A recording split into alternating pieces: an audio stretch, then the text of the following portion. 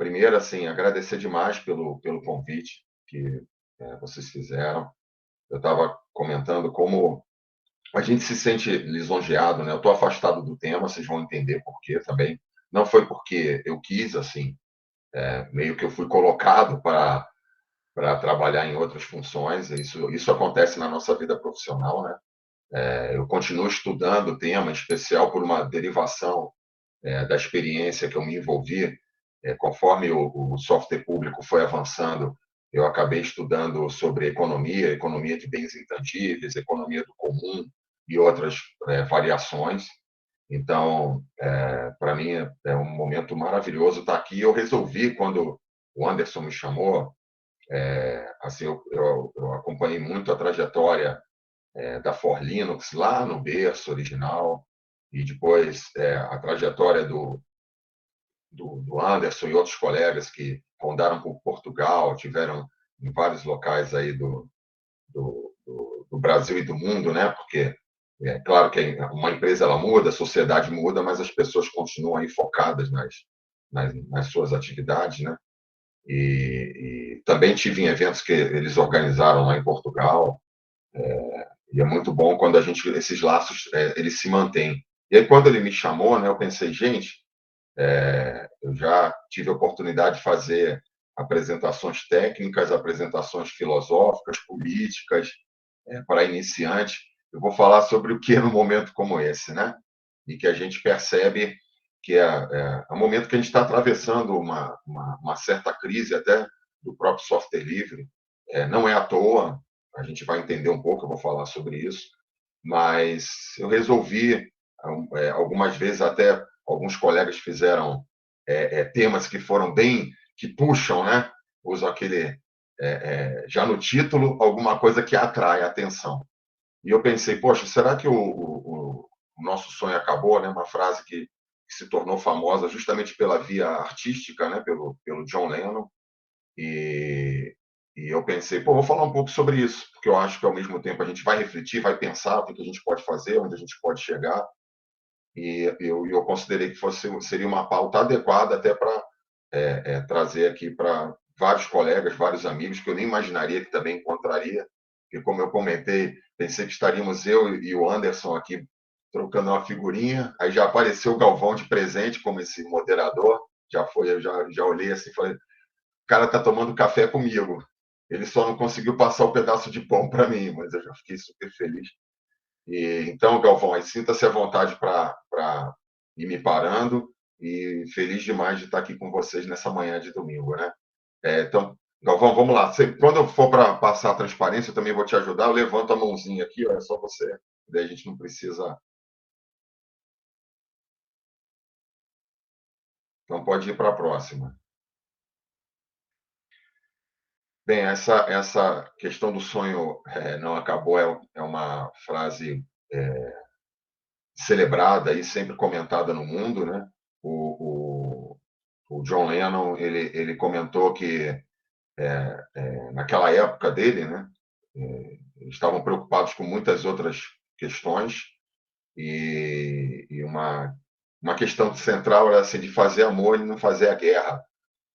Guerra do Vietnã, e a gente sabe como foi uma questão inversa para os Estados Unidos, né? Como também está aparentando essa questão do Afeganistão.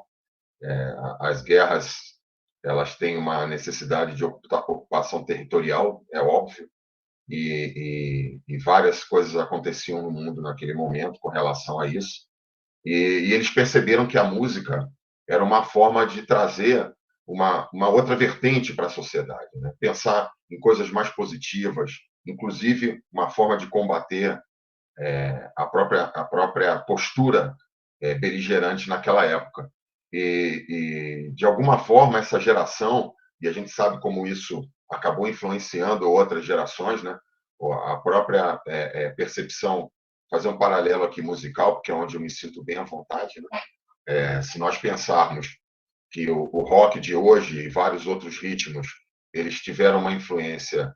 É claro que tem uma corrente que vem lá do blues, vem lá do Mississippi, há também aí uma New Orleans e outras regiões dos Estados Unidos, é um dos berços, mas também tem essa pujança que estava acontecendo na Inglaterra e que influenciou o mundo inteiro. E certamente o que a gente tem até hoje dessa estrutura do rock vem dessas pessoas que lá atrás acreditaram que ou que o sonho não acabou, ou que queriam, como na questão do blues, traduzir um pouco do que eles viviam, as dificuldades que eles passavam, as questões que eles tinham que superar. Então, eu fiz um paralelo, até como forma, né? Tem alguns aqui que já estão com cabelo branco, eu estou vendo a imagem do Paulo aqui, que também com cabelo branco, o César Brode com cabelo branco, e a gente começa, é natural de olhar e falar assim, pô, valeu a pena, a gente chegou, as coisas aconteceram, então a abordagem ela vai ter um pouco dessa linha. E aí, obviamente, a gente não pode esquecer, porque quando a gente fala de uma palavra como sonho, fica uma coisa muito etérea. Eu não gosto de fazer links entre aquilo que a gente pensa de forma abstrata e aquilo que a gente pensa na tradução para a vida, né? Eu me preocupo sempre com a questão da teoria e da prática. Então, eu não vim aqui para falar de sonho, conversar de sonho com vocês, para virar e falar de uma coisa que está muito lá em cima. Poxa, então vai virar meio um clima de autoajuda. Não, de jeito nenhum. Eu acho que a gente tem que ter avaliações pé no chão, a gente perceber o que está acontecendo, a gente entender que tivemos algumas transformações ao longo do momento. E quando. Olha, o César Brode está fazendo a brincadeira aqui com cabelos brancos, eu também não posso nem brincar tanto sobre isso, porque eu já não tenho tantos aqui na cabeça. Mas aí, trazendo essa materialidade, assim, claro, tem essa vertente artística, mas a gente também tem uma vertente política do exercício do sonho. A gente não pode esquecer de Martin Luther King, do pastor, quando ele, em Washington, numa frase que também é repetida até hoje, então não tem só do John Lennon, quando ele disse: Eu tenho um sonho, e que acabou se traduzindo hoje em dia, né? Primeiro, ele ficou praticamente associado a essa frase, né?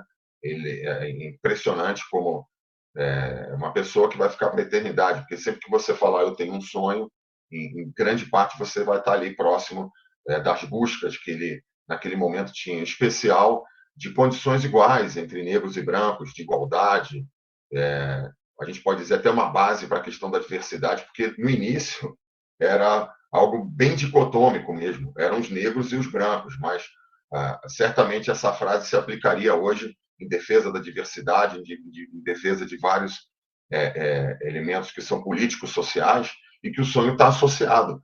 Na verdade, aquele pronunciamento que trouxe muito mais elementos, inclusive elementos contundentes, ele está associado a essa frase: eu tive um sonho, né? Eu tenho um sonho, eu busco alguma coisa. E tem a questão psicanalítica, que é muito importante e que, na verdade, ela tira um pouco dessa subjetividade do sonho, ela tira um pouco desse elemento etéreo do sonho, né? Porque a gente fala, pô, eu estou sonhando, todo mundo sempre associa com uma coisa muito enorme, grande, que não é palpável. Não, muito pelo contrário. Se você for lá em Freud, ele vai falar sobre a questão das emoções, ele vai falar sobre desejos incontidos. A linha dele era muito de que aquilo que você sonha é aquilo que você reprime, é aquilo que de alguma forma está guardado dentro de você e você gostaria de realizar. Isso em todo o campo, até sexual. Ele pega todos os elementos, às vezes até de repressão, ele joga isso no componente do sonho. Mas não é a visão única na psicanálise. Então é interessante, só para a gente perceber como é que o sonho pode ser ter uma leitura de várias sobre várias óticas, né? Porque Jung ele já muda um pouco isso. Com Jung você tem a questão do simbolismo, a questão dos arquétipos. Aí ele não traz só a questão do desejo, da emoção, daquela vontade que se traduz no sonho. Ele traz outros elementos. Ele, por exemplo, considera que o sonho ele realmente passa a ter elementos do seu inconsciente, aquelas coisas que você gostaria de fazer, aquelas coisas que você está materializando, um prolongamento do seu dia ou até um prenúncio do seu dia, né? O dia seguinte. Então é interessante que a gente pode pegar a abordagem da palavra sonho e dar uma olhada para ela e trazer para o nosso contexto sobre várias vertentes, que é inclusive a forma que eu quero abordar aqui. A minha intenção é não só falar que o sonho não acabou nessa subjetividade, em elementos inconscientes, ou para a gente sair daqui mais forte. Não. Eu quero tratar de questões que são objetivas, questões que aconteceram e questões que vão acontecer no futuro, porque faz parte dessa projeção nossa do sonho também olhar para frente e temos uma perspectiva de que a gente pode construir ainda elementos novos, experiências novas, e que o software livre ainda vai contribuir muito para essas transformações. Bem, entre o sonho e a realidade, eu acho que aqui teve uma questão de formatação, eu vou misturar, ele não é sequencial, fiz algo bem misturado aqui, falar um pouquinho de questões históricas, fazer algumas contextualizações e reflexões de ordem geral, até para a gente pensar um pouco nessa perspectiva do futuro, porque, embora o verbo esteja olhando um pouco para trás, né, essa frase ele gera uma perspectiva para frente. Então, a ideia, ele não acaba, mas ele também pode ser construído um pouco mais no futuro. Aí eu vou trazer uma imagem aqui.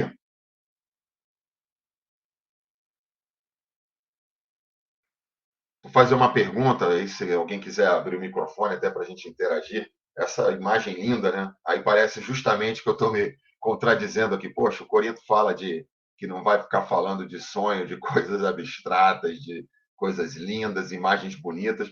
Aí traz uma foto dessa, né? O que isso tem a ver com software livre? Alguém sabe que local é esse?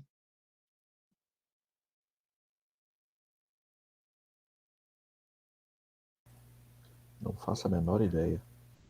Sem ideia. O pessoal está interagindo aqui no chat. Eu também não sabia, tá, gente? Não sabia. Mas aí, olha que interessante, né? Como é gostoso a gente estudar, ir atrás da informação, pesquisar na internet. É incrível, a gente tem internet na nossa mão e tinha, eu não sei se César Brod lembra disso, eu conversava muito com as pessoas lá atrás. Falava assim, gente, haverá uma tendência de você afunilar o seu mundo na internet, infelizmente. Então, aquilo que era um banzé, uma alegria, um desespero, com o tempo iria se tornar um afunilamento. E hoje nós fazemos isso, mesmo trabalhando com software livre, tecnologias abertas, a gente vai nos mesmos 10 sites, nas mesmas 20 comunidades, nas mesmas 5 ferramentas, a gente tem uma dificuldade para transitar pela internet, que é um mundo, e que a gente sabe que estamos em casa, né? Enorme. Então, a gente sempre é surpreendido. Aí, César Brod lembrando. Falei, cara, vai ser uma tendência, a gente está eufórico. Não dá, porque isso já vinham estudos anteriores de outras pessoas que nos antecederam, e eles comentavam dessa preocupação.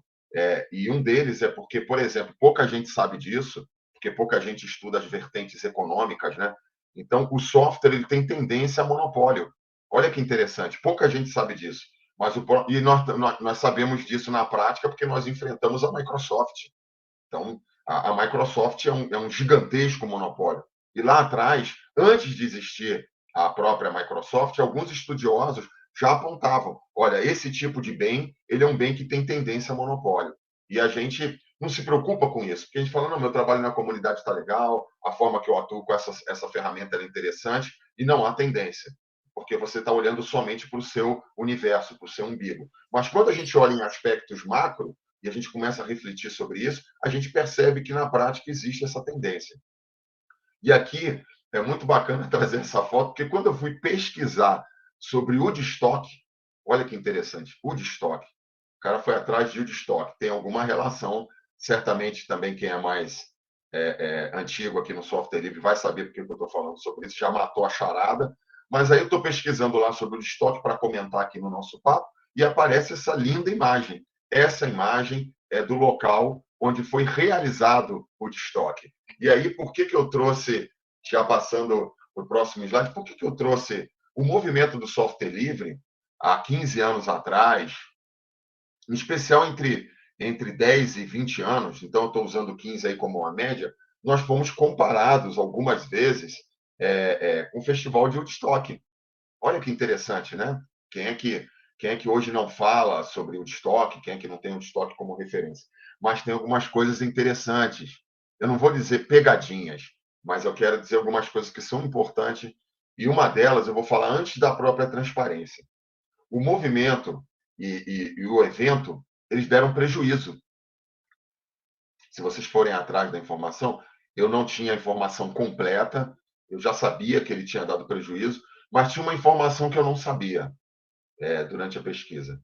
E às vezes isso se compara com elementos que são transitórios, elementos que são pensados de uma forma e acabam desdobrando em outra, que é uma característica da mobilidade e de flexibilidade que também nós encontramos no software livre. Né? Às vezes a gente começa um projeto por um lado, ele acaba indo para um outro lado, ele vai atender uma outra demanda, ele vai atender uma percepção que o desenvolvedor tem.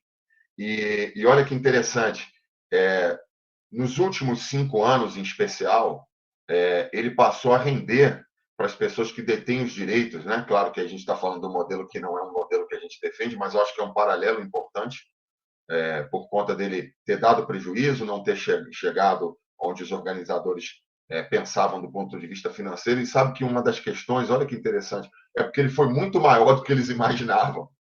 Ele chegou à casa de 1 milhão de participantes, né? Somando todos os dias, e eles não conseguiram controlar isso, então eles acabaram tendo prejuízo. O evento foi maior do que eles concebiam naquela época, justamente por conta desse, o sonho não acabou, tinham várias coisas acontecendo ali, né? Olhando a diversidade, olhando a pluralidade, pessoas que defendiam conceitos. Gente, olha que interessante, aquilo chocou o mundo. E eu vou dizer uma coisa para vocês que vocês vão entender mais ainda como a gente está andando para trás. Eu acho que se o destoque acontecesse hoje, chocaria muito mais, ainda mais no Brasil. As pessoas ficariam ali julgando as outras, ficariam preocupadas em atacar as outras, em falar mal das outras, assim, do que, de repente, perceber que existem pessoas que pensam diferente, que enxergam o mundo de uma forma diferente, não estão apegadas a questões materiais como outras estão, e por aí vai, né? Daria para a gente falar de N coisas. Mas olha, o mais interessante é que nesses últimos 5, 10 anos, eles ganharam com direitos entre 10 e 20 milhões por ano. Por ano. Uso de imagem, uso de marca, uso de informações mais detalhadas quando elas requerem, não no nosso caso aqui, é óbvio, né? Porque eu estou usando aqui, a intenção é outra, mas ali onde tem um apelo comercial, onde tem uma questão econômica rondando, eles hoje ganham talvez até muito mais do que eles pensariam do que ganhariam com a organização do evento. Então, isso acaba acontecendo. O mundo da internet, por exemplo, ele é vocacionado para isso. Né? Às vezes a gente começa uma coisa de forma amadora, as pessoas se assustam quando falam, nossa, esses youtubers, essas pessoas que às vezes não têm conteúdo. Gente, isso era natural. Qualquer pessoa que parasse ali, eu não quero dizer, às vezes fica aparentando pessoas assim como César, o próprio Galvão, que se envolveram muito com esse tema, que também se preocupam com as questões que são filosóficas, esse background que está por trás da discussão. As pessoas às vezes olham para a gente e devem pensar, pô, esses caras são metidos demais. Não é isso.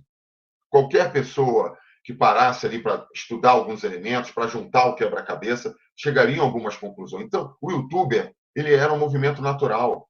As pessoas que queriam ter destaque por banalidades, por questões que a gente acha que não tem valor, também seria natural. Sabe por quê? Porque nós somos arbitrários. Nós temos uma tendência em colocar o nosso mundo para olhar para a internet, para olhar para a construção colaborativa, compartilhada, pela nossa visão.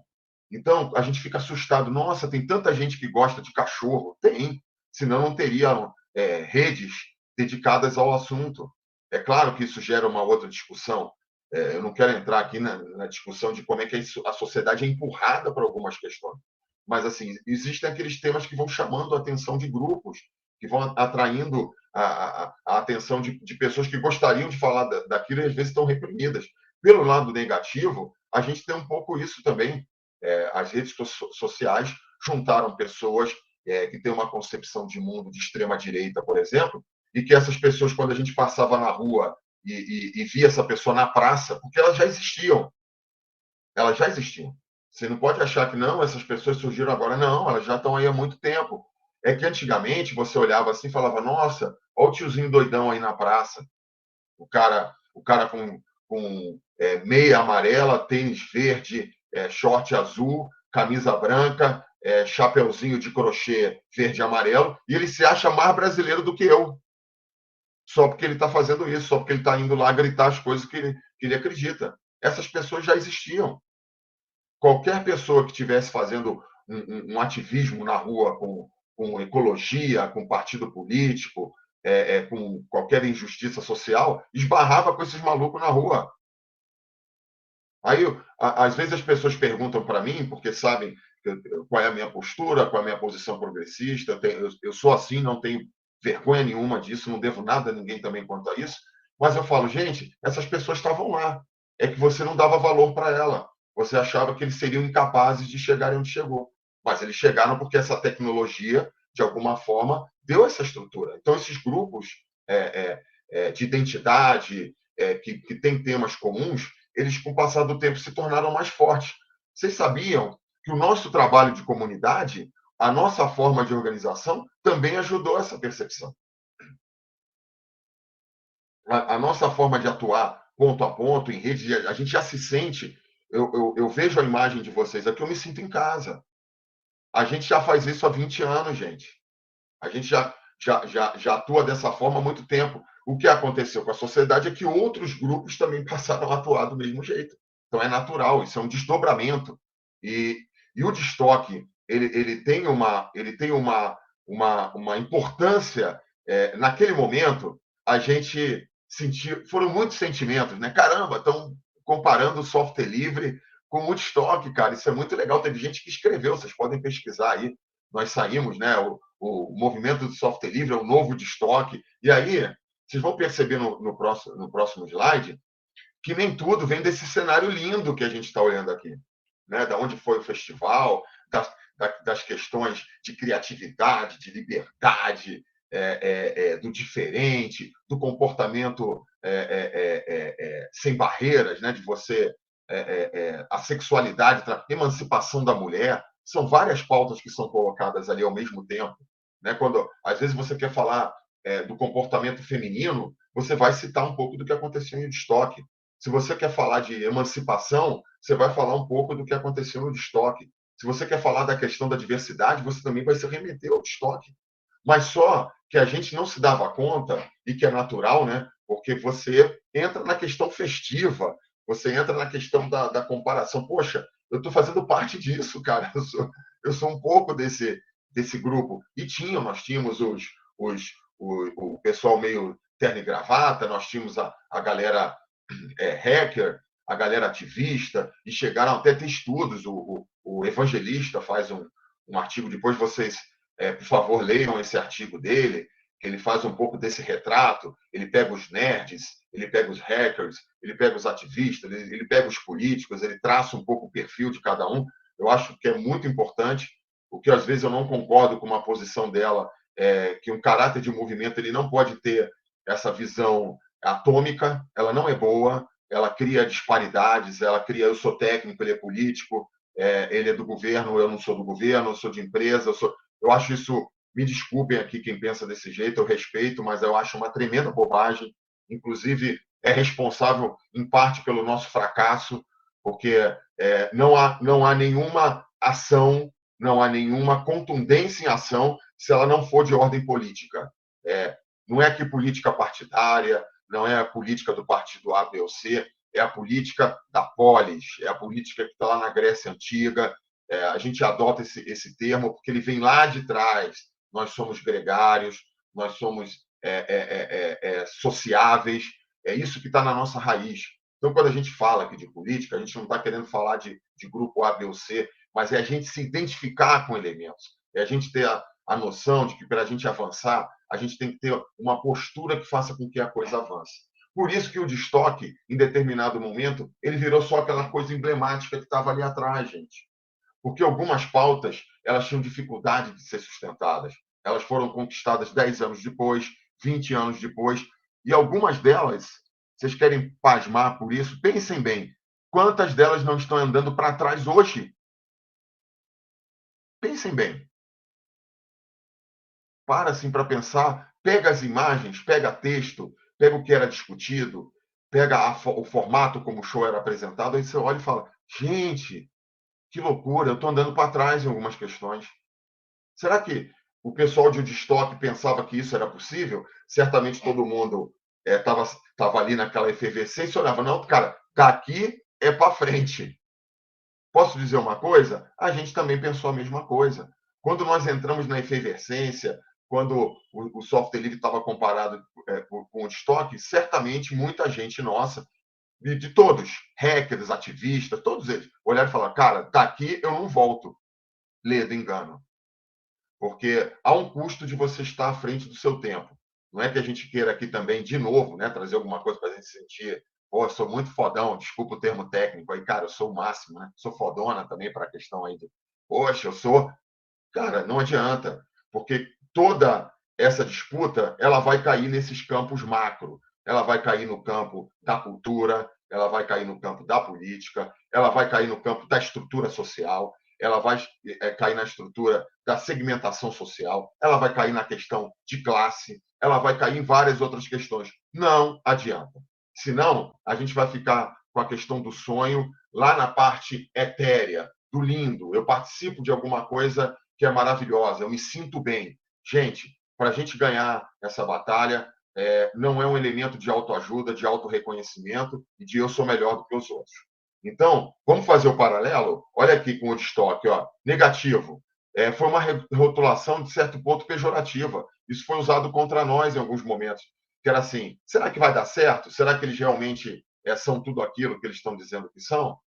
Para demonstrar a falta de profissionalismo, que era uma das dificuldades que nós enfrentávamos na época, e de um elemento frágil, justamente. É um sonho, eles são um bando, era quase isso que algumas pessoas que. Porque essa associação ela chegou a circular na grande mídia impressa, alguns jornais imprimiram isso, o Nassif falou sobre o Woodstock, várias pessoas foram falando sobre essa associação.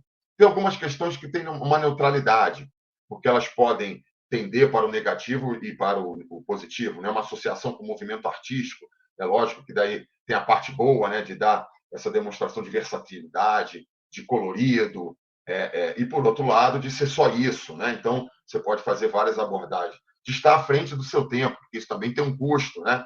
Que é aquele grupo, não, esses caras eles são meio o profeta pregando no próprio tempo, eles não vão conseguir. Isso aqui é uma questão de utópicos, de pessoas que estão pensando numa outra.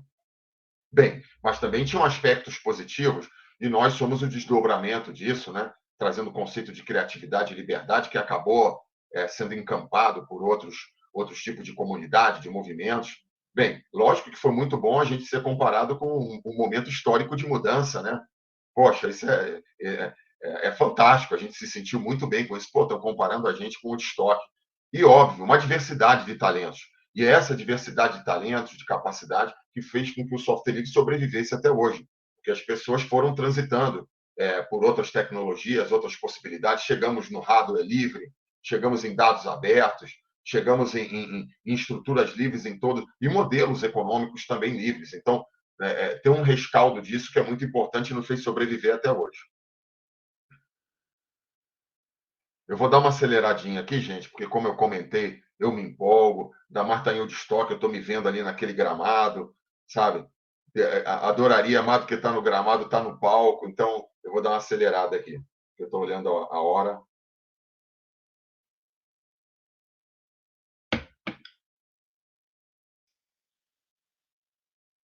Vamos lá, Galvão. Não sei se deu uma travada aí.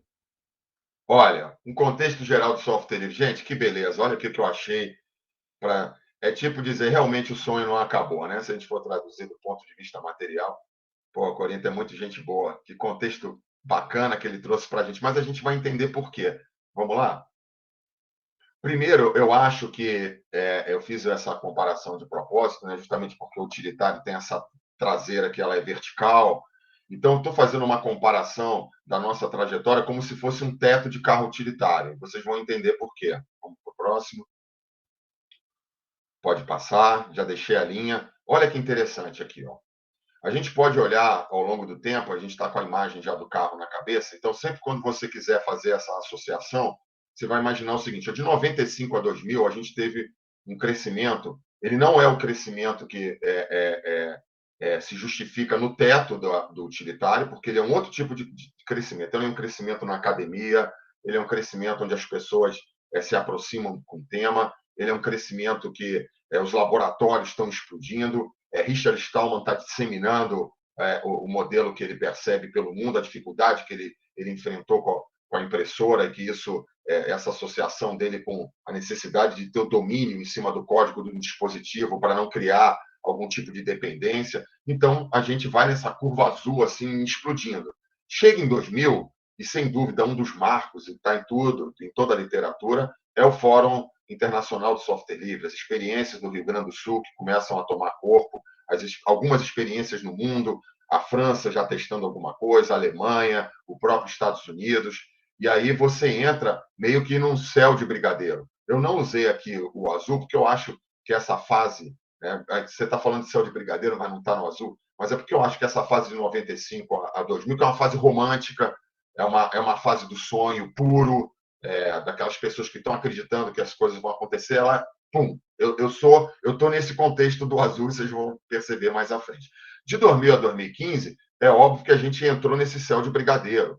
O governo está envolvido, os eventos estão acontecendo, estão explodindo as comunidades, os desdobramentos dos forks das comunidades acontecendo, inúmeras distribuições, a coisa, pum, entra num boom. De 2015 a 2021, a gente entra em situações de queda. Veja, eu não uso a frente do utilitário de propósito, porque a gente não tem uma queda verticalizada. Então, eu estou olhando aqui, digamos que o carro está apontando para esse horizonte, que ele pode bifurcar, né? Ele tem algumas bifurcações, inclusive de ordem técnica, comunidades que estão. A comunidade Debian, que é sempre utilizada, não vou chover no molhado aqui, mas assim, são comunidades que estão vivas e firmes até hoje. Mas as bifurcações aconteceram tanto para um sentido para cima quanto para baixo. Vamos em frente. Eu fiz um paralelo aqui com o meu aspecto profissional, porque muita gente vai se reconhecer.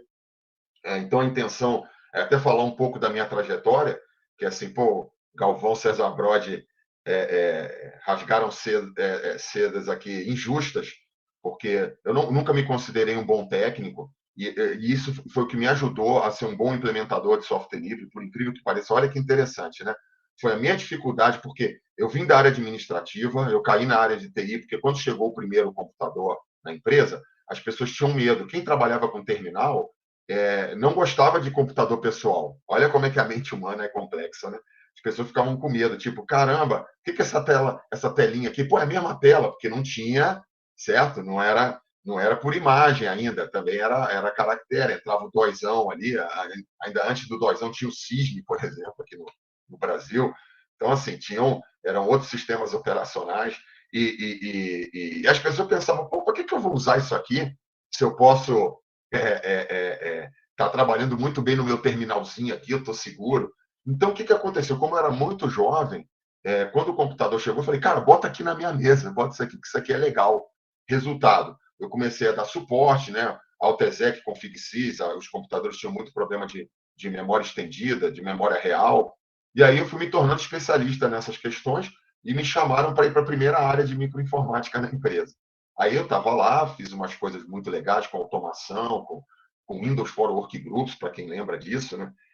Os IRCs, e a chegada da internet, eu fui beta teste, tive esse prazer. E aí eu fiz uma ação que foi tão boa na empresa, e quem é do setor público sabe disso, eu vou falar uma frase aqui que é muito comum, eu fui colocado de prêmio na geladeira. Aí quando eu estava na geladeira ali, meio de bobeira, falei, cara, que coisa chata, fui cutucar o vespeiro, né? E um belo dia, era 96, uma pessoa que ali está bem pertinho de 95, né, que é mais ou menos o marco, assim, César Brode, Taurion, que foi palestrante, e Djalma, que já foi citado aqui, o professor lá da Unicamp, do Di Caiselli, está me fugindo o nome dele aqui agora, mas ele é conhecidíssimo, todo mundo sabe quem é. Já peço até desculpa, porque é um professor Rubens Queiroz. Falei antes, me salvei. Professor Rubens Queiroz. Então, assim, eu estava lendo ali Richard Stallman, estava estudando aquilo, e aí, de repente, eu sou da DataPrev, né? A empresa falou para mim assim, Corinto, você está na geladeira aqui, tem um negócio aí chamado software livre, os técnicos já estão aqui batendo na porta, estão enchendo o saco aí dos gestores. Pô, vou te falar o seguinte, cara, vai estudar esse negócio e implementa aqui na empresa um laboratório. Pô, cara, eu mal sabia olha, estou aqui hoje, me deram um presentão, né?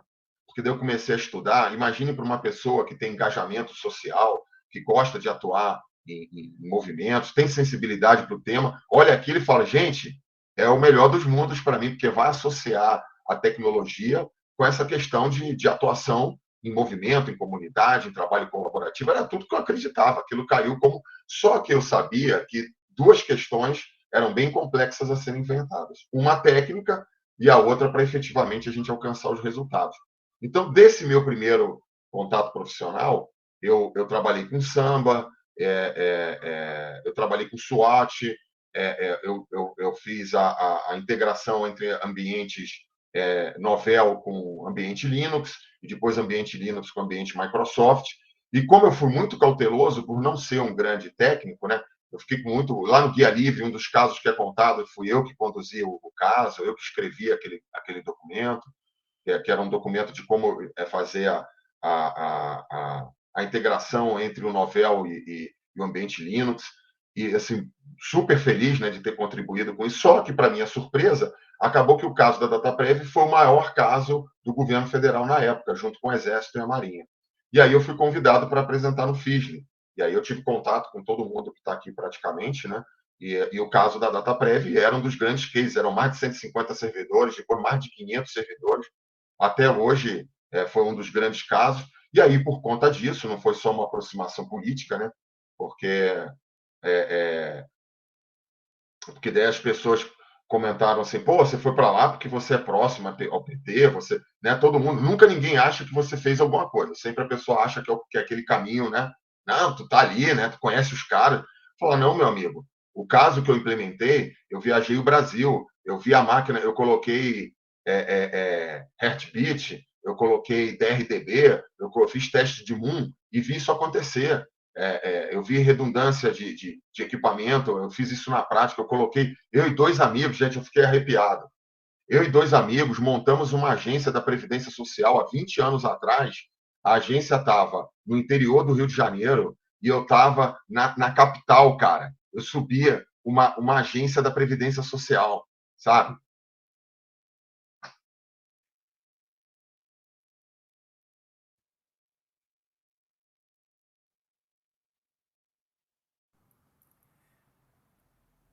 Chora não, Corinto, chora não, cara.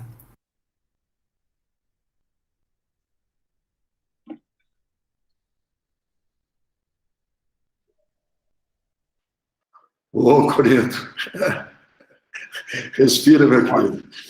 eu falei para a empresa, eu me lembro até hoje, falei, cara, dá para a gente montar toda a rede de atendimento da Previdência Social para o Brasil inteiro em cima de Linux. Pronto. Ali eu comecei a cavar meu buraco, né? Porque, obviamente, são contratos de milhões de reais e a gente criou um projeto chamado Agência Livre, que nunca saiu do papel.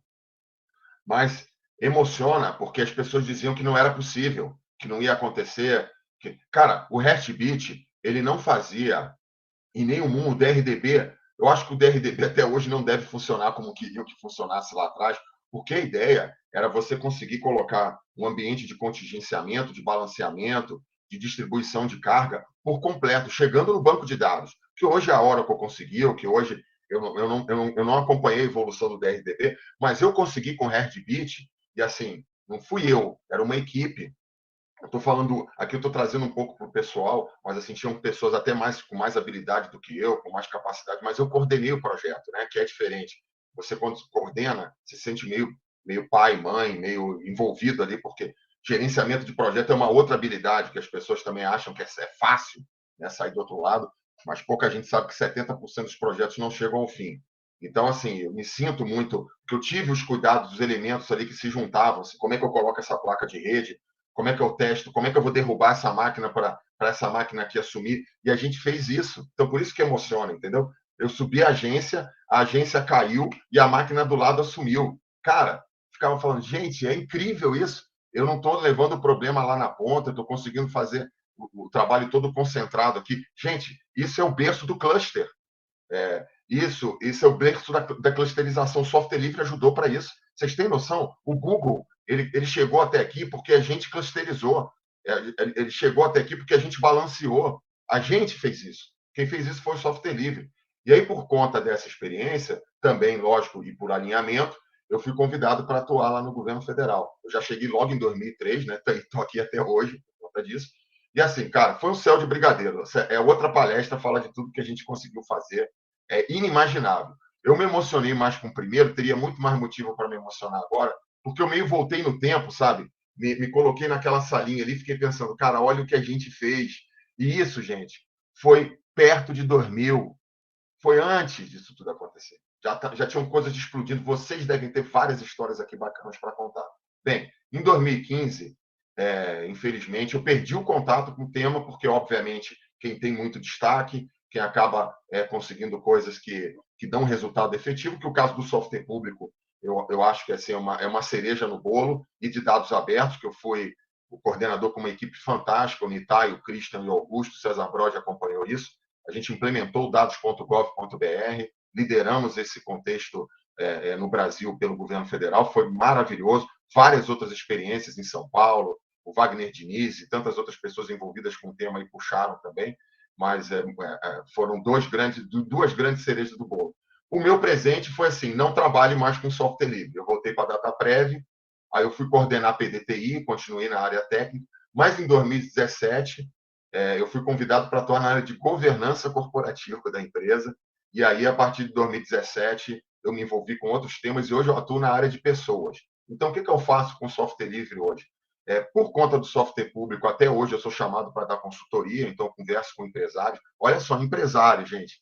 Você vê que é interessante, né? A gente perdeu um pouco de força, a comunidade sempre olhava com certa resistência, o setor público tinha dificuldade de implementação, o olhar do mercado sempre foi com preconceito, mas tem empresários vivendo com software público até hoje, que é um software livre, óbvio, né? Mas assim, é que eles acreditam no modelo, no ecossistema, na formatação do.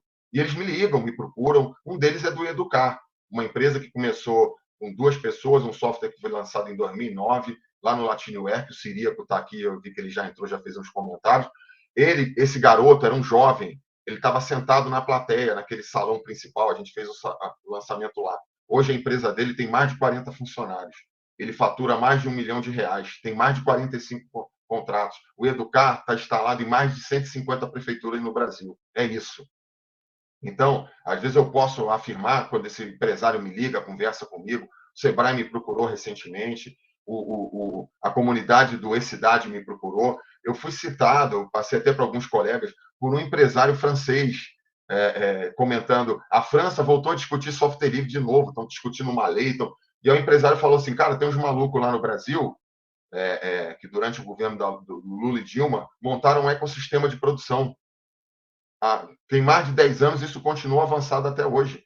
E o empresário comentou, um empresário bem sucedido, vive de software livre, e ele não precisa de mim, ele não precisa do Brasil, ele está na França, a gente sabe que é outra realidade. Virou na entrevista e falou, cara, o que esses caras fizeram é muito legal. Sabe o que a gente demonstrou? A gente demonstrou que é possível, que é a frasezinha que a gente abre lá, nós roubamos do Barack Obama, um dos colegas que coordenou o Guia Livre falou assim, cara, vamos colocar aquela frasezinha bem singela, e o Guia Livre está lá, sim, é possível. Então, eu diria para vocês, sim, é possível. Vamos em frente, eu vou dar mais uma acelerada de novo. Bem, na verdade, aquele teto de utilitário, eu fiz de propósito, porque eu sei que a galera aqui que está acompanhando, está todo mundo na nata, a galera entende do tema, né? A galera está ali perto, vai falar, pô, o Corinthians está de sacanagem, porque não foi um teto reto assim. É verdade, vocês estão certos.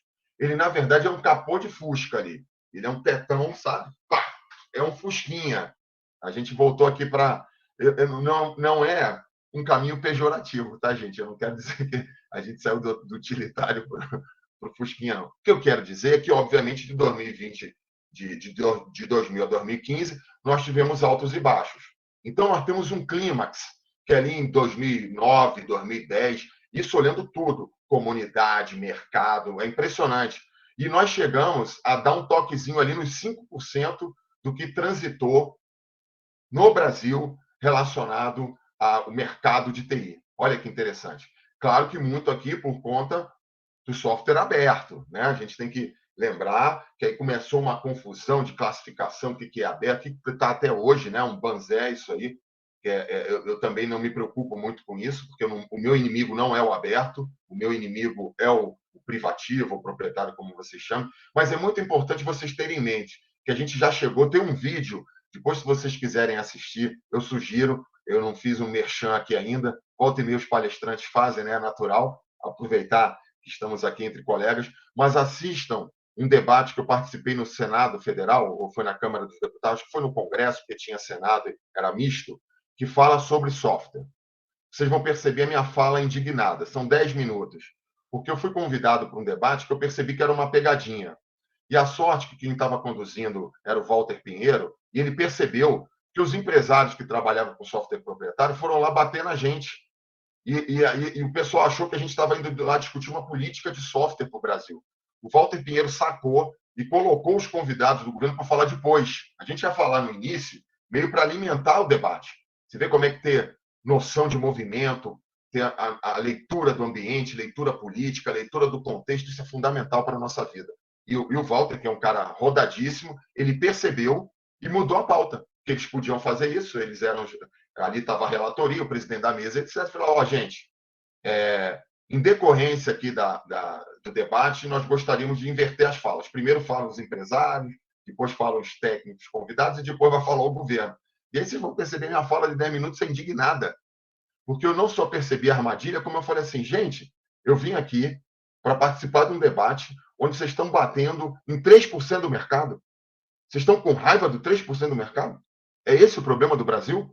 Por que a gente não vai discutir aqui uma política de software que ela invista no profissional, invista nas nossas capacidades?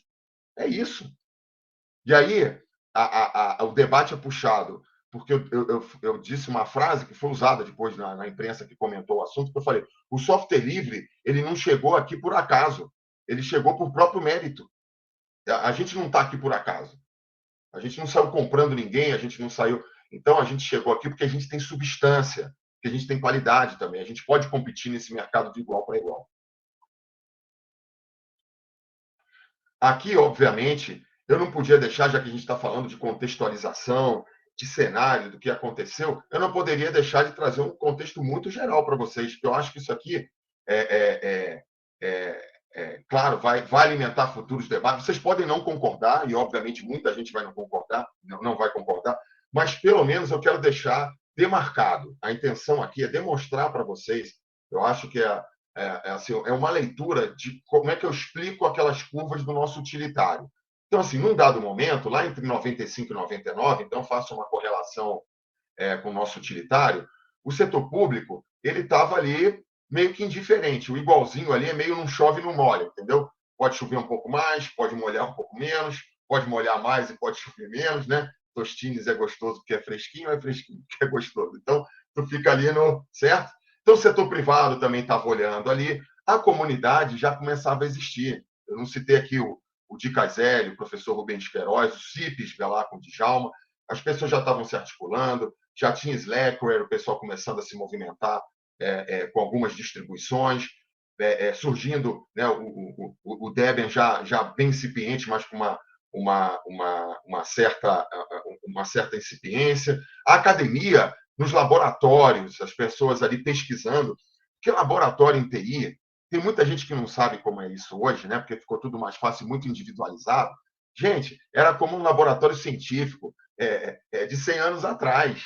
O nosso laboratório na DataPrev eram tipo 4, 5 hackers, né? O hackzinho ali, com 20 máquinas, e nós íamos lá. Aí ficava meio que um técnico do lado do outro, igualzinho cientista. Cara, bota esse comando aí. Pô, vamos testar aqui, vamos fazer um benchmark aqui de acesso ao processador. Vamos olhar como é que esse aplicativo roda aqui. Vamos rodar ele aqui de novo. Vamos rodar ele no Windows e vamos rodar. Era isso, sabe? As pessoas hoje não têm muita... Então, o laboratório era um laboratório mesmo. Era uma coisa muito, muito legal, assim, né? Ele é mais visível para hardware e outros componentes, mas no software também era assim. E, obviamente, o profissional ele vem dessa junção, academia, comunidade. Então, ele tem uma tendência ali mais de ascensão.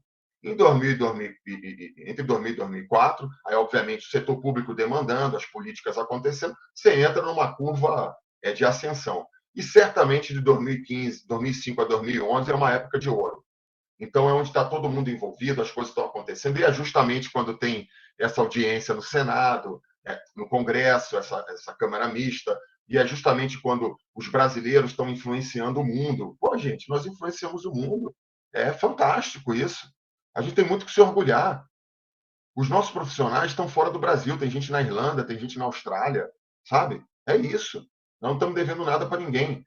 É que a política e a forma mais abrangente, ela tem transições, isso é natural na sociedade. Então, obviamente, aí, 2002, 2015, começa um descenso e hoje em dia, infelizmente, nós estamos numa queda para alguns itens, com algumas exceções. O campo profissional, ainda mais agora com teletrabalho, está efervescente. Então, mesmo quem atua com software livre ou não atua, então a gente tem uma tendênciazinha de baixa para o software livre, mas se eu for trazer o software aberto aqui, certamente essa curva vai mudar. Então, porque assim, eu estou fazendo uma abordagem para software livre, tá, gente? Quero deixar isso muito claro. Eu sou software livre e defendo software livre. Então, tem uma questãozinha aqui nesse item aqui onde eu estou. Não adianta eu passar o mouse que vocês não estão vendo, né? É coisa de maluco mesmo, tipo uma pessoa que está com problema na cabeça. Mas aqui eu estou passando o mouse para mim, vocês se sintam atingidos aí. Se a gente pegar o aberto, ele sobe e desce um pouquinho, mesma coisa na comunidade. Então, são os dois itens que estão aí em sustentação. Vamos em frente. Eu já estou terminando. Vou falar aqui já na fase final, né? Porque são as reflexões. Falei um pouco de contextualização, de história. Eu estou ainda dentro do tempo, porque como eu comecei 10h20, eu me pontuei aqui para ir até 11h20, mas ainda quero deixar um tempinho, de repente, para uma outra pergunta. Eu estou acompanhando a galera aqui. Corinthians, só um feedback, tá no tempo sim. Tá bom. Mas aí eu também queria interagir um pouco com o pessoal, e aí você imagina um momento de emoção como esse, certamente haverão discursos lindos e conversas lindas aqui entre amigas e amigos, mas eu quero trazer algumas falsas dicotomias e algumas questões, sem ser policialesco, né? Eu não gosto muito de patrulhamento, mas eu acho muito importante que a gente, aí eu acho que a questão individual, da gente ter os cuidados, são muito importantes, porque isso ajuda a gente a andar para frente, a fazer o progresso, entendeu? Se a gente quer falar de sonho, a gente quer falar de novas construções, a gente tem que também se preparar para os falsos debates. Eu acho muito importante, eu acompanho o Creteu, acompanho vários, o trabalho que o Blau faz, todos são muito importantes, mas às vezes a gente se fia muito nessa discussão do livre e do aberto. Eu acho que ela é necessária, porque, para mim, o aberto virou uma corruptela da discussão do livre, tanto para o bem quanto para o mal. Entretanto, embora eu considere que seja isso, eu quero deixar muito claro que o nosso foco, porque enquanto o aberto estiver preconizando por um trabalho de nível colaborativo, por interoperação, por integração, por possibilidade de transição entre plataformas, entre arquiteturas que sejam semelhantes, e o elemento que esteja ali ainda amarrando, ele cai no campo jurídico, no campo da licença, né? Numa névoazinha ali, que a gente consegue até virar a chave, eu não vejo isso como um problema grande.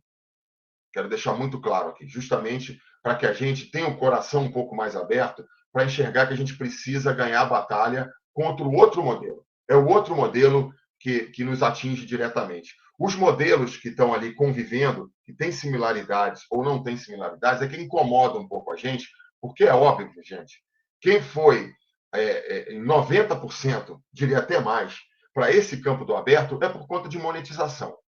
É uma questão de modelo de negócio. E a gente sabe disso. A gente sabe que isso era um percalço que poderia acontecer. Então, essa dicotomia, até usei um yin yang aqui meio diferente, né?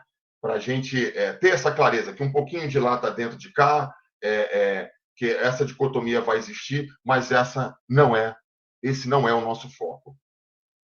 O outro, privado e público. Olha, gente, eu posso falar uma coisa para vocês de coração? Aqui é onde está o maior atraso. Sabe por quê? Vocês vão entender. A nova economia de verdade, economia do comum, ela repousa em cima de base comum de produção. E os melhores agentes, eles podem ser agentes privados, sim, eu não tenho essa. Mas os melhores agentes são agentes públicos, para poderem criar essa horizontalidade, garantir a horizontalidade. Isso é muito importante. E a gente começou a entrar no embate. Esse embate aqui, gente, é uma volta no tempo. Quando fala, o público é o corrupto, isso é uma bobeira, gente. Eu trabalhei 8 anos no mercado privado e cansei de levar brinde. Cansei, eu era office boy, eu comecei como office boy com 14 anos. E eu levei brinde, foi eu que levei. Levei brinde para comprador de empresa privada, eu levei. Levei carro. É isso. Então a gente tem que parar com essa bobeira. Isso é uma criminalização idiota. Isso é uma perda de tempo. Entendeu? É uma perda de tempo. A gente tem que combater a corrupção em qualquer instância, no público e no privado. A gente tem que penalizar as pessoas no público e no privado. E aí a gente entra numa dicotomia que é uma perda de tempo. Porque quem está estudando isso para frente, você quer olhar para frente? Você tem que olhar. Tem dimensões do público que são boas e tem dimensões do privado que são boas. E essas duas dimensões vão virar uma outra. Podem ir atrás do que eu estou comentando. Pesquisem na internet. Anota no caderninho. Economia do comum. Economia de bens intangíveis. É onde eu me dediquei mais nos últimos 10 anos. Eu tenho escrito muito sobre isso. Esse é o futuro. E sabe por que a gente perdeu um pouco da batalha? Vocês vão entender um pouco lá para frente. Eu vou falar um pouco sobre isso lá no finalzinho. Vamos em frente. Outra, e aqui, os dois primeiros eu entro um pouco no campo da ponderação, da reflexão. Aqui eu vou entrar um pouquinho do que está acontecendo nesse nosso dia a dia, para a gente refletir um pouco. Um excesso de individualismo. Então, as ações que são mais coletivas e até ações de comunidade, elas começam a se restringir um pouco, porque você acha que a coisa está indo bem, porque ela está indo bem para você. Gente, a minha comunidade Debian é fantástica. Eu não duvido. Eu participo das listas, eu acompanho meus amigos técnicos. Eles falam sempre, cara, a gente sempre solta uma nova release, os nossos cronogramas, a nossa interação, o pessoal que programa, são fantásticos. Beleza. Mas, gente, isso muda o seu mundo. Isso não vai mudar o mundo. Me desculpa. E há uma tolice que a gente já carrega há muito tempo nesse campo, pelo fato de nós empurrarmos tecnicamente. A tecnologia, ela empurra sim, ela empurra vários fatores, mas quem realmente empurra é a demanda. A gente precisa efetivamente ter tranquilidade para entender isso. Por isso que o software público sofreu muito preconceito, porque ele não foi criado pelas grandes comunidades, pelos grandes hackers. Não, servidor público. Um cara que estava agindo numa empresa que programa menos que você. Eu tenho um fato, eu vou fazer um parênteses aqui que vocês vão achar o máximo. Se o Leozinho estivesse aqui acompanhando, Diego Viegas, o Lúcio, olha a minha equipe, hein, gente? Olha que felicidade de pessoas que trabalharam comigo. Lúcio Curado, o Diego Viegas, o Leozinho, que está lá na Irlanda, com o Global. Essa era a minha equipe. O Leozinho foi meu estagiário, cara. Assim, migrou a primeira máquina dentro do Ministério do Planejamento. Quando ele chegou lá, eu falei, o Leozinho perguntou, Corinto, o que eu vou fazer aqui? 16 aninhos, 17. Cara, a primeira coisa que você vai fazer aqui, que você está autorizado, é bota uma máquina Linux aqui dentro do Ministério. Então, a primeira máquina dentro daquela estrutura fomos nós que colocamos. E aí, eu olhava o Cacique foi o primeiro software desenvolvido pela administração pública que a gente conseguiu disponibilizar como GPL, seguindo toda a legislação. Tiveram experiências anteriores, mas eles não tiveram o cuidado que nós tivemos. Tanto que as anteriores morreram e o Cacique continua até hoje. Então, a gente teve alguns cuidados para poder sustentar a experiência do Cacique. E aí, o que acontecia? Eu via o que estava acontecendo na comunidade, porque eu acompanhava, eu estava no fórum, e eu fui implementador do Cacique, então sabia como é que funcionava. E aí eu virava para o Lúcio, para o Diego e para o Leozinho e falava assim, cara, nós tínhamos que fazer aqui um balanço entre aquilo que a gente captura na informação em cada computador, né? Porque ele captura ativos de rede. Hoje ele já captura muito mais, captura hardware, captura conexão e outros elementos de rede. O software evoluiu muito. E a gente podia fazer um balanço para o gestor, para ele saber aquilo que ele tem de licença e aquilo que ele não tem, e meio gerar um score para ele poder administrar melhor essa parte de licenciamento, porque isso é muito perigoso para as estruturas, e às vezes ele tem coisas descobertas, e às vezes ele tem até software instalado que ele nem sabe se está usando ou não. Vamos fazer isso para ele, que ele vai melhorar o gerenciamento técnico e administrativo. Cara, eles ficavam olhando para mim assim, com aquela cara de preguiça, né? Porra, tu imagina, o Mussi estava cuidando de cluster. Porra, o Leozinho estava participando da codificação do nosso... A gente montou um laboratóriozinho dentro do Ministério. Fizemos uma subversão ali dentro e nós tínhamos 32 máquinas clusterizadas. Ó, alguém está dizendo aqui, ó, usei o Cacique na FAEP, uma fundação, tá vendo? Gente, o Cacique foi usado por mais de 300 empresas, mais de 300 organizações no Brasil, só no Brasil. Foi para o Uruguai, foi para a Argentina, foi para tudo quanto é lugar do mundo. E aí, eles não demonstraram nenhum interesse. Do tipo, porra, tá aqui o chefe, né? Um cara que não entende nada, chato pra caramba, enchendo a nossa paciência para fazer uma coisinha que qualquer pichuleque do lado faz. Resultado. Aí, ó, sou do certo, conheço o Cacique. Olha que interessante, valeu por ter falado isso. O Cacique foi desenvolvido pela DataPrev. Um dos maiores desenvolvedores do Cacique era do Serpro, Ricardo Valente. Gente, na boa, isso é software livre na prática. Inclusive fazendo coisas que a própria administração tem dificuldade. Volta e meia, a DataPrev sempre tem aquele comportamento competitivo. Eu sou da DataPrev e trabalhei no Serpro, eu sei como é que funciona isso. Gente, os caras trabalhavam por fora. Eles não trabalhavam pelo universo deles, eles trabalhavam... Oi, Corito. Oi, abriu o microfone. A gente está com 1 hora de apresentação. Tá. Eles trabalhavam ali no horário vago. Era um cara da DataPrev e um cara do Serpro trabalhando junto, gente. Isso é fantástico. É possível. Saca? E aí, a Câmara dos Deputados fez uma nova implementação que fazia justamente o que eu tinha comentado com eles, que eu falei que era fácil. Eles me mostraram o código que era em PHP. Eu olhava aquilo e falava, cara, não é possível. Porque eu não sou um programador. Mas, assim, eu trabalhei na área de suporte. E eu fiz, por exemplo, conversão de código. Meu primeiro laboratóriozinho com o professor Júlio Neves, que foi professor de todos, né? Ele é tipo o pai de todos. O Júlio, eu falei para ele, eu elogiei o Júlio, que eu falei assim, Júlio, eu fiz 2 vezes o curso de Shell. Eu falei, cara, pela primeira vez eu consegui entender alguma coisa, graças a você. Você tem uma didática fantástica, porque eu sou completo ignorante e agora, pela primeira vez, eu consegui. E aí, o meu laboratório foi converter código de Unix para Linux, para poder justamente fazer a agência. Foi o meu laboratóriozinho. E aí foi bom que eu percebi que era 5 a 10% de mudança nos códigos, né, nos comandos, né, nas configurações. Foi sensacional, foi uma experiência única. E aí eu olhava aquele código PHP, né, pensava, cara, não dá para a gente pegar essa estrutura aqui do código, dar uma copiada, e em vez de a gente pegar essa informação, a gente criar aqui uma outra estrutura nos dados e mandar para lá, e depois a gente pegar esse dado lá e criar um front-endzinho aqui para o cara ver esse balanço. Não, Corinto, não dá, vai dar muito trabalho. Eu ficava, meu Deus, esses caras estão me enrolando.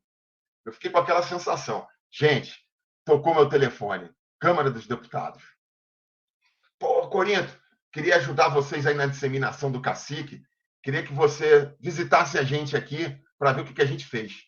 Ah, o que vocês fizeram? Cara, várias evoluções, assim, melhoramos a performance do Cacique, porque ele ocupava muita memória, né? Então, isso gerava uma degradação na máquina. Nós estamos interagindo com outras distribuições e nós fizemos um quadro analítico que ele é técnico e ele é de gestão. Aí eu perguntei assim, como é que é? Não, nós fizemos. Aí, obviamente, o que você, como coordenador de uma equipe ainda mais como essa, pergunta, quem foi que fez? Eu no telefone, quem foi que fez? Não, então, nós temos um cara aqui, que é da área administrativa, olha a resposta do cara. Tem um carinha aqui da área administrativa, tem um outro cara que entende um pouquinho de programação aqui. Nós juntamos esses dois e eles fizeram. Aí eu pedi para eles me mandarem a tela. Vocês sabem o que eu fiz de castigo com eles? Foi divertidíssimo. Peguei os 3, falei assim, o Ministério do Planejamento ficava no meio da esplanada, né? Falei, ó, eu tenho uma surpresa para vocês, só que nós vamos andando. Nós vamos andando até lá lá na Câmara dos Deputados e no caminho eu vou conversando um pouco com vocês, mas eu não vou mostrar tudo, não. Aí a gente foi andando, de propósito, chegamos lá, pedi para os caras apresentarem para eles, né? Eu não falei tudo, não. Depois que eles apresentaram, eu falei para eles assim: vocês lembram disso aqui? Aí eles falam: pô, lembro, é o que você estava pedindo. Eu falei: você sabe quem fez? Esses dois aqui, ó, diz o cargo de vocês para eles. Esse foi o presente que eu dei para eles de retorno, para eles pensarem assim: porra, nós somos os fodas aqui do processo e não fizemos esses mané. Gente, isso é software livre. Então, é por isso que a gente tem que ter um olhar sobre esse individualismo, essa exacerbação que nós temos em torno da nossa própria capacidade e percebemos que existem questões que são coletivas, sim. Às vezes, a gente conseguir fazer algo que é mais banal, mas que vai dar um resultado gigante, vale muito mais a pena. Às vezes, a gente se esforçar para ações que sejam de ordem maior para a sociedade, vai valer mais a pena. Mas a gente tem que sair um pouco dessa nossa cápsula. Essa cápsula que, óbvio, nos mantém vivo, nos mantém na certeza, mas a gente tem desafios muito maiores pela frente. O outro é entre o ecossistema e o ecossistema, gente. Tenham muito cuidado com isso. A gente lá atrás, quando desenvolveu entre 2004 e 2007 para lançar o portal de software público, eu estudei muito e eu comecei a perceber que a gente poderia puxar, já é muito usado hoje de novo, mas lá atrás a gente já percebia, cara, isso aqui que a gente está vivendo tem tudo a ver com o ecossistema. Mas sabe o que começou a acontecer com o tempo? E aí o software aberto ajudou um pouco, as redes sociais já ajudaram um pouco, os multipontos de construção de produção colaborativa ajudaram um pouco. É que teve uma migração e a gente tem que ter muita atenção com isso, do ecossistema para o ecossistema. São os nossos conceitos apropriados por uma organização. Eles são acoplados por uma estrutura. Assim, colabore, mas colabore somente na Azure. Colabore, mas colabore somente na Oracle. Colabore, mas colabore somente na comunidade tal. É isso. Eles se apropriaram desses conceitos nossos. Eles não são ecossistemas. Não caiam nessa. Que eles vão falar para vocês: não, nós temos aqui um ecossistema, nós temos um ambiente colaborativo, nós temos um ambiente de produção, nós vamos aqui fazer código junto, nós vamos disponibilizar. Não é verdade. Hoje em dia, na verdade, a gente tem muito mais ecossistema do que ecossistema. Então, essa é uma das reflexões e ponderações que a gente tem que ficar muito atentos para não cair nessa tentação de dizer: não, eu estou muito bem aqui, eu tenho um trabalho de comunidade, eu estou pegando código, jogando para uma galera que está na Austrália, nós estamos fazendo junto. Isso vai gerar em torno de uma estrutura só. Infelizmente, eles estão se apropriando do nosso discurso. E o outro, e que eu comentei lá na frente, é essa dicotomia entre o político e o técnico, que é uma tremenda bobagem, porque existem pessoas com talentos em todos os segmentos, e uma precisa da outra. Então, é óbvio que a gente tem que tomar cuidado com a armadilha do político? Sim, tem que ter cuidado, porque ele é cobra criada, ele pode usar de alguns elementos que podem te deturpar, mas, por outro lado, existem pessoas que estão interessadas em fazer de verdade. Existem pessoas que são leais. Então, sabe o que acontece? A gente cai naquela armadilha que é elite. Elite aqui, gente, eu não estou fazendo uma discussãozinha boba, não. Estou falando daqueles caras que são muito lá em cima. Não somos nós, não, tá bom? Já fica muito claro isso, que a gente entrou numa bobeira nessa sociedade ridícula de achar que qualquer carinha que tem 1 milhão é rico. Não é. Estou falando aqui de 1 bilhão. É isso que eu estou falando.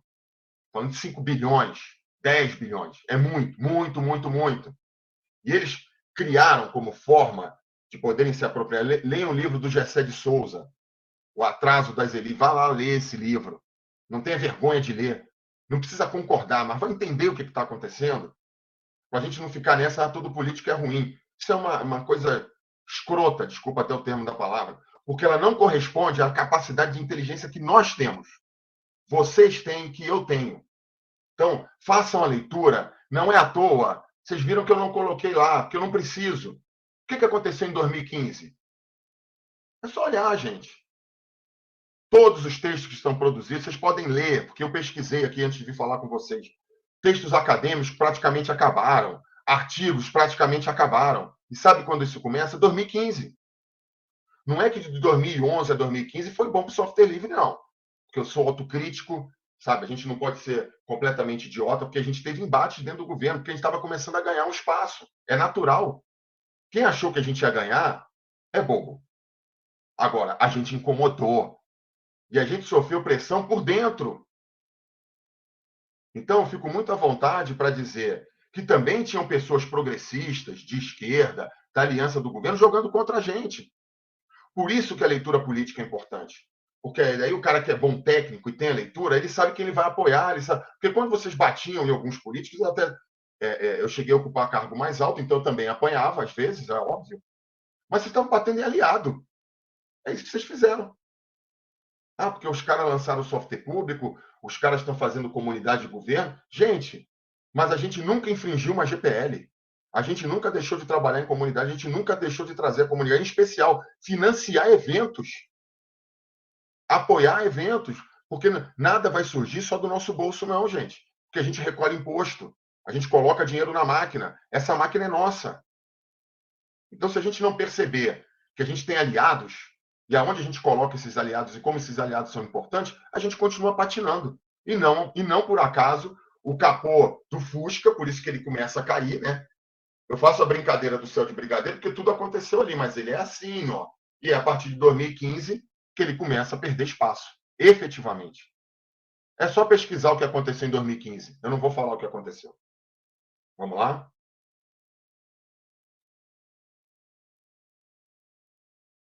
Aí eu trouxe, para poder me apresentar a vocês aqui, fazer aquele agradecimento final, essa famosa charge que realmente é uma mistura de Djalma com o Dumbo.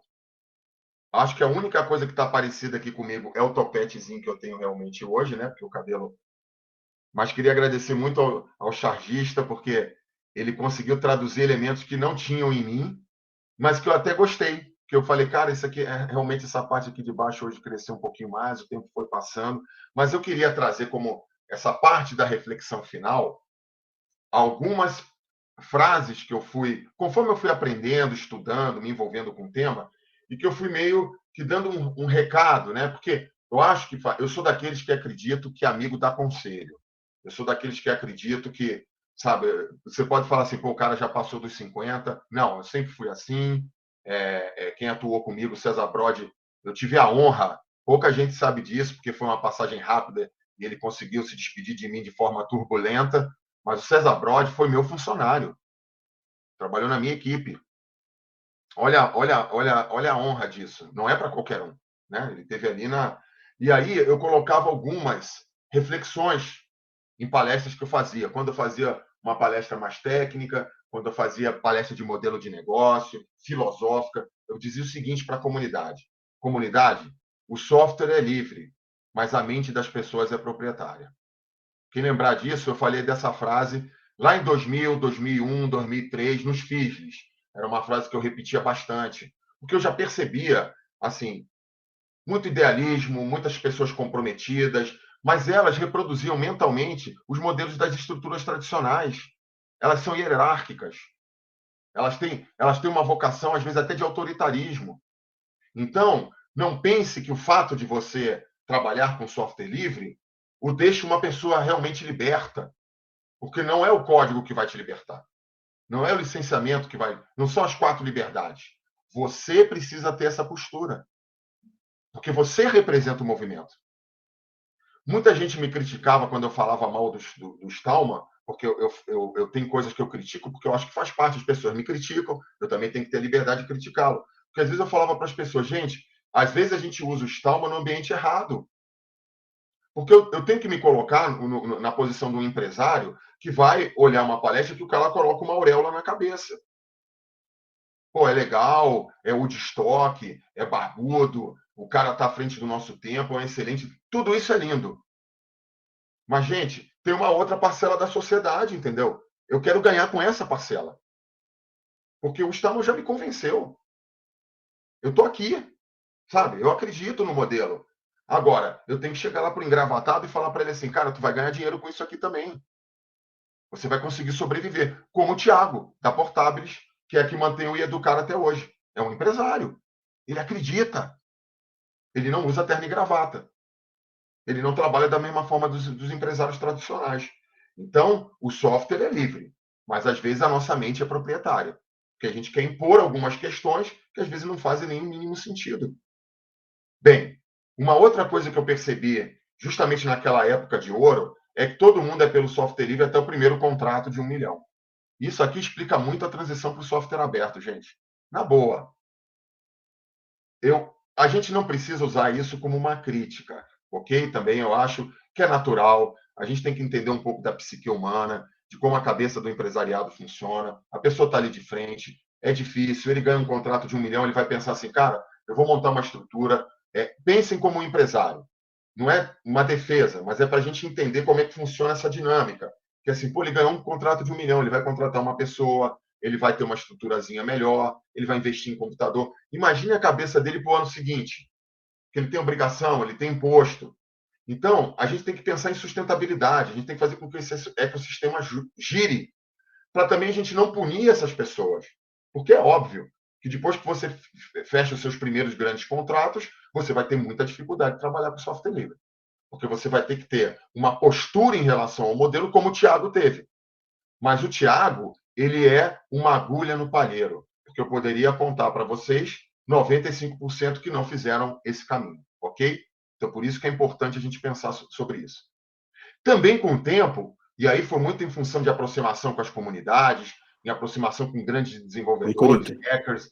Eu tive a oportunidade de conversar com o Marcelo Tossati, de fazer conversas atravessadas com o Medog, porque o meu inglês é ruim, aí eu usava um pouquinho do César Bródido. Então, assim, andei no mesmo carro que Richard Stallman na Espanha. Então, assim, eu tive essa possibilidade, as atividades que eu desenvolvi me deram esse prazer de conversar diretamente com todos eles, mas eu comecei a perceber, talvez por eu não ser um grande técnico, né, como eu comentei aqui, eu tenho as minhas limitações, que tem muito do melhor software livre é o meu. E isso ficou latente nas disputas entre as distribuições. Gente, quanto tempo a gente perdeu dizendo qual é a melhor distribuição? Quanto tempo? 15 anos. E talvez continue até hoje, porque como eu não estou acompanhando, talvez alguém aqui vá poder dar um depoimento sobre isso, deve continuar. Pô, já peguei evento em 99, em 98, que eu já ia nos lugares, o Slacker é melhor do que o Debian. Porra! Cadê o olhar sobre a demanda? Cadê o olhar sobre o ecossistema? Cadê o olhar sobre as inúmeras possibilidades? Software livre é isso. Eu uso aquilo que é melhor para aquele momento. Eu uso a melhor distribuição que vai me atender. Ué, qual o problema sobre isso? Então, a gente foi entrando num prurido e num purismo exacerbado para poder defender o seu quinhão. Gente, isso é muito pequeno. O melhor software livre não é o seu. Sabe qual é o melhor software livre para mim, por exemplo, hoje? Por tudo que eu acompanhei? O Educar. Certamente, todos os 33 que vão falar aqui podem dizer, pô, não é, o Corinthians... Não, meu amigo, sabe por quê? Saiu com 2 pessoas, viraram 40, eles movimentam uma empresa no interior de Santa Catarina, uma cidade com 12 mil habitantes. Eles concentraram capacidade naquela cidade. Não teve êxodo. Esse software está no Brasil inteiro. Qual o valor que a comunidade dá para ele? Posso dizer para vocês? 0. Me desculpem, 0. Porque não foi ela que desenvolveu, não veio da ótica do desenvolvimento dela, não tem os fodões do bairro Peixoto, como quem é do Rio de Janeiro sabe o que eu estou falando aqui. É isso. Então, a minha comunidade não é o seu universo, que é a nova reflexão que eu trouxe para cá, acompanhando os últimos 10 anos. Porque a gente se contentou, gente, com aquilo que a gente começou a rodar em torno da gente. Poxa, que bom, a gente pode ainda fazer um evento no Conflós, a gente pode se encontrar, a gente pode estar na nossa... Gente, isso é muito pouco. A nossa comunidade não é o nosso universo. A batalha é longa e a gente tem que continuar com ela. Agradecendo aí pela charge entrando no último slide.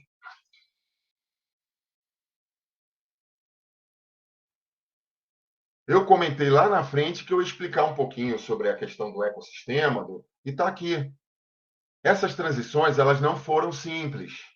E a gente não chegou do industrial para o tecnológico, na parte da TI, de uma forma tão tranquila. É que os percalços não foram sentidos. Eu não comentei aqui que tinha gente que, por exemplo, não quis fazer uma transição do terminal para o computador. Vocês acham que colocar terminal foi fácil? Porque as pessoas queriam trabalhar com papel. As pessoas acreditavam naquilo que estava impresso. É que essa transição ela foi muito bem incorporada pelo capitalismo. Só que da manufatura para o industrial não foi fácil. E eu faço um paralelo, porque eu quero dizer para vocês que a nossa transição não vai ser fácil, mas ela vai acontecer. Sabe por quê? Porque a gente plantou a semente. Stallman e as pessoas que vieram em sequência plantaram a semente. Nós somos essa semente. E a transição do artesanal não foi trivial porque tinham elementos políticos na época. Você acha que, por exemplo, os impérios, eles se sentiam à vontade pelo descolamento, os reinados pelo descolamento da burguesia? Não. A pressão da nobreza favorecia diretamente só os imperadores? Não, vai lá em 1700. Vai ver João Sem Terra. Vai ver Inglaterra em 1700. Sabe que a disputa de 1700 lá de trás, pela maior participação no orçamento, gastos do rei e gastos do governo, 1700, foi desembocar numa experiência em Porto Alegre, na verdade que começou em Fortaleza, chamada de orçamento participativo, olha só, de 1700 para 35 anos atrás, onde o Brasil foi pioneiro numa forma de construção orçamentária onde a população discutia o orçamento. Gente, 300 anos aí. E você acha que foi fácil quando a nobreza foi lá bater na porta do reinado para dizer assim, cara, você está gastando muito para você e eu tenho que guardar esse dinheiro para o povo. Eu tenho que guardar esse dinheiro para os interesses da nobreza.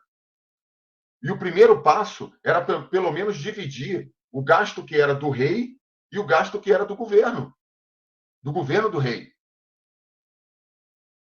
Se vocês pegarem só a história do orçamento público, dessa batalha, gente, que hoje a gente acha normal, vocês vão perceber como o caminho não é simples. E aí, no meio dessa história, os mercados estão se formando, a produção artesanal está se tornando, o manufatural está. As pessoas estão agregando, o artesão está chamando mais gente, tá aqui, ó, a famíliazinha ali trabalhando, aí chamava. Daqui a pouco ele estava fazendo já uma produção em escala. E isso é o berço dessa transformação. E ela não foi fácil. Ela causou revoluções. Não foi como a nossa transição. A nossa transição talvez tenha sido, em alguns aspectos, até muito maior. E ela é maior. Não é porque a gente está nesse tempo. É porque ela criou outros elementos do ponto a ponto, de todo mundo pode ser produtor e consumidor, que não existia naquela época, dos bens intangíveis. Então, tenha em mente, nós somos essa semente. E sabe do que nós somos semente? Passa aí, Galvão, por favor.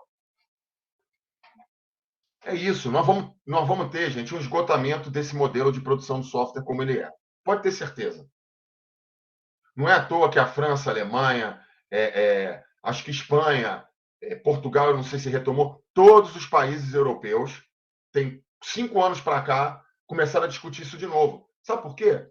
Como é que você vai explicar o tempo inteiro você ficar comprando licença de 100 milhões de reais, gente? 50 milhões de reais de um software que é o mesmo? Aonde você não pode usar esse dinheiro? O que significa colocar 50 milhões em desenvolvimento colaborativo?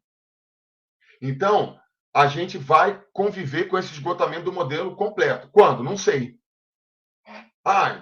Corinthians, você está querendo fugir aí entre o sonho e a realidade? Não, não estou fugindo, gente. Eu quero que vocês façam um paralelo daquela transição da produção manufaturada, do surgimento dos burgos, da transição industrial, onde a gente teve que brigar. Nós brigamos. A Revolução Francesa não foi, oi, amigo, como é que você está? Tudo bem? Tem uma coisa nova aqui, vamos falar de democracia? Vamos falar de igualdade? Não foi. Revolução Inglesa? Revolução Americana? Nós estamos falando de dificuldades que nós vamos ter. Não estou dizendo que serão guerras, porque muitas coisas não cabem hoje em dia, embora tenha uns malucos que defendam, vai entender. Mas não cabe. Mas a gente tem que ter muito claro que a transição ela é lenta. A transição é de altos e baixos. A transição é de capô de Fusca e, às vezes, capô de Fusca invertido. Nós temos uma grande possibilidade. O software livre, eu não sabia disso, tá, gente? Eu comecei a estudar, eu li Chris Anderson, eu li o Tep Scott, eu li várias pessoas que começaram a dizer assim, a economia do futuro é a economia dos bens intangíveis. Agora, não é fácil de fazer. Aquele comentário que eu fiz do empresário francês, você sabe por que eles citaram a nossa experiência aqui do Brasil? Você sabe por que ela é referência até hoje? Sabe por que procuram até hoje? Porque nós conseguimos solidificar uma experiência de bem intangível. Essa é a economia do futuro. E tanto ela é que ela foi apropriada na economia do comum, que é um termo que a gente está escutando mais hoje em dia. Inclusive, esse comum é bom porque ele pega o público e privado, ele pega elementos que são mais abertos e menos abertos, porque a economia do comum, se você olhar de alguma forma, bem a grosso modo, não é como a gente gostaria que fosse, mas o Uber é uma economia do comum. É que ela é egocêntrica, ela é ecossistêmica, mas ela deu uma possibilidade, porque antigamente você tinha uma estrutura burocrática para se tornar um motorista. O táxi tinha que ser autorizado, tinha uma inserção do Estado. E o que eles criaram? Um modelo que aproxima pessoas que têm um elemento básico para poder dirigir. Né? Claro que ele tem que trazer um outro elemento que é da qualidade, que é um bom carro, que depois eles também flexibilizaram, mas tem que ter a carteirinha de motorista. Você tem que dizer, cara, eu sei dirigir. Acabou. Tem uma questão que eu sempre falei lá atrás, quando eu estava estudando essas questões que as pessoas ficavam meio bobas, e eu usava muito como exemplo para a gente entender um pouco dessa transição que está ocorrendo na sociedade. Eu falava para a galera assim, quando as empresas aéreas lançaram os seus sites, vocês lembram disso? Antigamente, cara, para a gente comprar uma passagem, a gente ia na agência, a gente tinha toda uma preocupação se você era você mesmo, e tinha documentação, vocês lembram disso? Isso lá atrás, né? Tinha aquele cartãozinho de embarque. Num belo momento, quando as empresas privadas pararam para estudar esse modelo, elas perceberam o seguinte: o que eu preciso do Anderson? O que eu preciso do Galvão? O que eu preciso do César Brode? Eu preciso que eles não explodam um avião. Primeiro item. Segundo item, eu preciso que eles paguem a passagem. Mas sabe o que é interessante? Eles precisam que você pague a passagem, mas não precisa ser você. Porque o que importa para eles é que o fluxo financeiro ele cubra o custo. Então, quem está pagando, para ele é indiferente. Então, eu demonstrei com essa simplicidade de um modelo que era muito intrincado antigamente para dizer o seguinte: quando você começa a perceber quais são os elementos centrais do seu negócio, todo o restante você pode flexibilizar.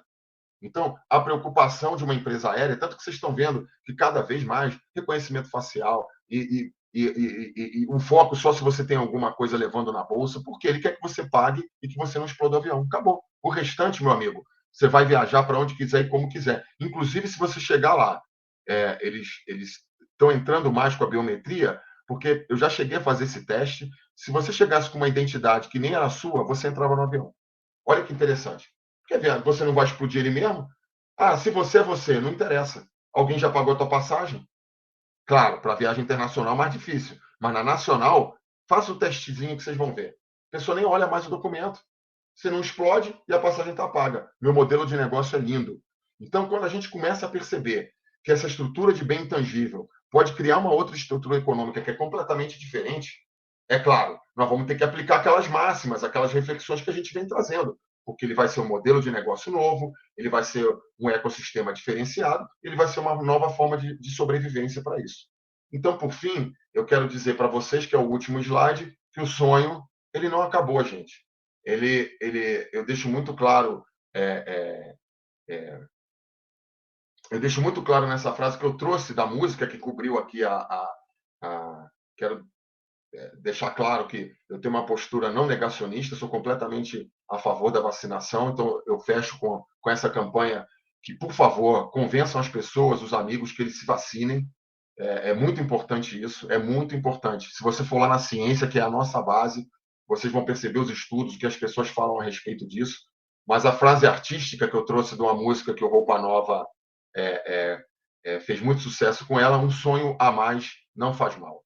Então, o sonho não só acabou, como ele pode continuar presente na nossa cabeça, na nossa vida, sabendo que a gente está em transições, as transições fazem parte, mas assim, pense em todo esse compêndio, toda essa reflexão que eu trouxe para vocês de uma pessoa que viveu isso intensamente, de que a gente precisa, primeiro, se desarmar, se preparar para os próximos passos e saber que a luta é um pouquinho maior do que às vezes a gente imagina dentro do nosso umbigo.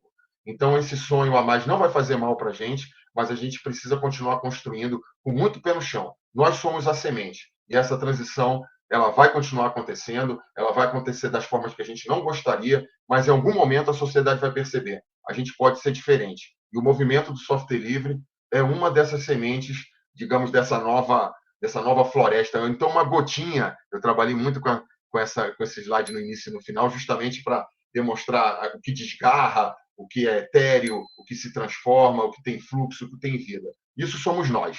Então, agradecer demais a organização do evento por ter me convidado. Me emocionei, estou muito feliz, fazia tempo que eu não me emocionava com esse tema, e certamente é um prazer enorme estar aqui com vocês. Extrapolei um pouquinho o tempo, que é de